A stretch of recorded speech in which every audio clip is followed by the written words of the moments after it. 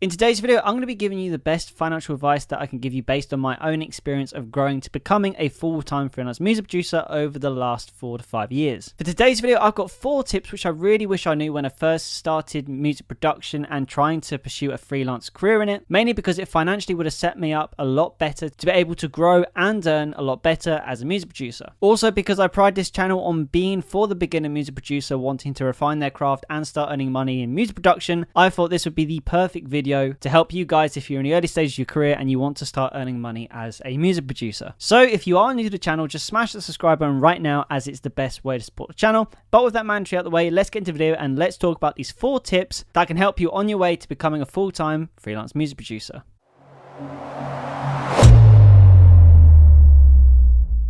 Okay, so tip number 1 of 4 is there is no shame in having a full-time or a part-time job in the beginning. Sometimes I get people thinking that they have to drop their job to be able to focus on music production full-time, but unfortunately we live in a very real world with real costs and bills to pay, and it would be very financially crippling to you if you were to just pack in any sort of income you had to try and pursue a career in music production, when it can actually take anywhere from months to a year to get any sort of good income from music production or music producing services in general. So having a part-time or a full-time job in the beginning stages when you're not necessarily getting as much work in, that's when you could be working and still providing for yourself, your family, and paying bills. From my own experience, I went from a 5-day-a-week job to a 4-day-a-week job to a 2-day-a-week job all before I could pack that all in and become full-time self-employed. It's the route I took, and it's also the route that 99% of music producers take. Unless you get extremely lucky with something that really sticks and earns you a lot of money very quickly. Unfortunately, as I said, it takes a long time to build up a good amount of income a month as a music producer. But with that said, let's now start talking about how you can actually start making money as a music producer. Now, tip 2 is to make sure any money you earn at all going forward in music production is either saved or invested. Going back to that thing about having a part-time or full-time job, I'm assuming that you have something that's paying the bills in the short term for you. But in the early stages, it's really important that you save any money that you get, because you're going to need that money in the future, not only maybe for other materialistic luxuries in your life, but also to be able to invest and refine your music career a lot more. Particularly starting off with saving, it just gives you that nice safety cushion from a financial point of view that if you do need money, you can access it, whether that be for something disastrous happening like your Mac breaking or an instrument break. That's when you can start to use that money just for your music work and not having to dip into your own pocket and your own savings to invest in stuff which you could now be investing in and self-funding from your own music production. Now, when we come to investing is a very important part in the early stages of music. You should go in the first year of trying to become a music producer, of not looking to try and actually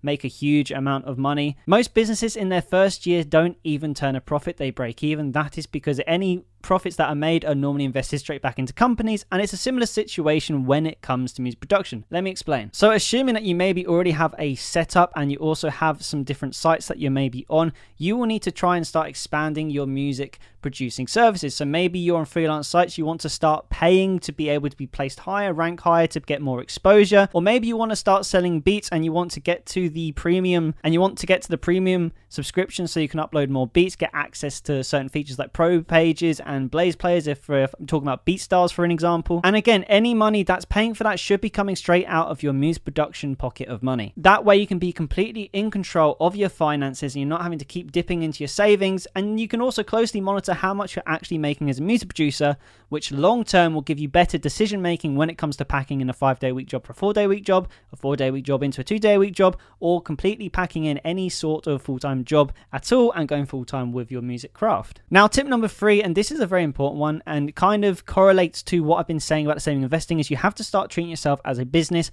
or at the very least a brand. For me, I carry the JG branding that I'm going for. I'm really starting to push in 2023, where I've got my JG Beats, got JG Music, which is all my services, and soon going to be releasing also JG Audio as well for more sync licensing services. You don't have to do anything like that, but what I mean is if you're doing multiple things at once, or you want to be able to start representing yourself, you need to see yourself as a brand. That could be having your own website, your own email marketing list, get a theme set up on all your socials so they all link together. That can be simple things like the branding, like having the same profile picture everywhere so everyone knows where to find you on different sites, making sure you're using the right tags. And when it comes to the financial side, side, that goes back to my point of having to monitor your finances. So when you're investing in stuff, so you can actually see how much the business is making, if it's breaking even, if it's turning a profit, or even if it's making a loss, which isn't even a bad thing in your first year because you're trying to build something really special here. Also, for tax reasons as well, you can actually lower your tax if you start to register. So you can register yourself as self-employed, or you can register yourself as a private limited company if you want to go that far. Though I don't advise that you have to do that straight away. But little things like that will save you money down the line and also help you to keep track better of how you're actually progressing as a music producer financially. Now, the last tip number 4, this is a very important one if you want to be a full-time music producer, and that is to have multiple sources of income. I can't stress enough how important it is to have multiple sources of income. If you just have one source of income, then you are relying on that to have a full-time occupation and to pay the bills. The best example I can give is when I first started as a music producer, Fiverr was a site that did really well for me. I was getting a full-time income alone off of that site. However, every so often, based on algorithms that happen on the website, things would dip up and down. So some weeks I would earn less, some weeks I'd earn more. Some weeks I'd have ridiculously amazing weeks, and other weeks I was thinking that it was coming to an end. I'd have to pack all this music production in because I wasn't earning anything near to what I needed to be to pay the bills. It wasn't until I started expanding to other freelance sites, I started doing my beat making, and I also started doing a YouTube channel that you're watching this video from, as well as uploading music and trying to get into the sync licensing. Did it all start to balance out? So if I had a bad month for beat making, the freelance would make up for it. If I had a bad month for freelance, the beat making will make up for that as well. So it's all consistently balanced, and if all of them pumped together and I had a good month in all of them, then it would be a very, very good month for me. But even if all of them underperform one month, it still equates to way more than enough to pay bills and to keep things going as a music producer. So you have that ease of mind, and you don't have that anxiety that things are just one day going to go kaput, go dead, and you won't have any money, and you will have to worry about getting a job to be able to pay bills. There are multiple sources of income, and I have discussed them in other videos. So if you want to know more about my multiple sources of income, there's a video that I will link in the description showing you how much I make and where the money comes from. But that is some of the best financial advice that I can give for anyone who's in this beginning of their journey as a music producer and wants to start earning more money. If you made it this far and you're not already, subscribe to the channel, as it is the best way to support the channel. And if you're enjoying videos like this, also comment below if you have any more questions regarding the financial side of being a self-employed music producer. But I'll leave the video there for today, guys. So thank you so much for watching. Keep making music, and I'll see you in the next video.